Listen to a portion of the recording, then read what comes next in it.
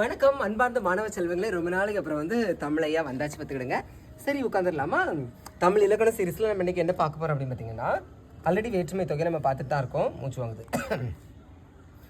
இன்றைக்கி 4ஆம் வேற்றுமை தொகை பார்க்க போகிறோம். ஓகேவா? 4ஆம் வேற்றுமை தொகைக்கு கு. ஓகேவா? அது ஸ்கூல் டைமில் நீங்கள் நிறைய படிச்சிருப்பீங்க. அது எங்கெங்கெல்லாம் வருது பாருங்கள். கொடை, முல்லைக்கு தேர் கொடுத்தான், முல்லைக்கு அதில் கூ வருதா?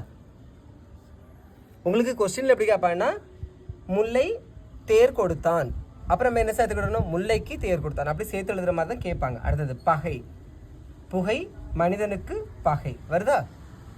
நட்பு, கலாவுக்கு மாலா நட்பு இக்கு வருதா? தகுதி, கவிதைக்கு அழகு கற்பனை, கற்பனைங்கிறது இங்கே ஒரு தகுதியாக இருக்குது. எதுக்கு? கவிதைக்கு. அப்போ இங்கே இக்கு வருதா? அடுத்தது அதுவாதல், ஏதோ ஒன்று இது அது மாதிரி மாறப்போகுது. அதான் தயிருக்கு பால் வாங்குதல், ஏன்னா பால் தான் என்ன செய்யும், தயிராக மாறும். அடுத்தது முறை, முறை வச்சு கூப்பிடுவோம்ல.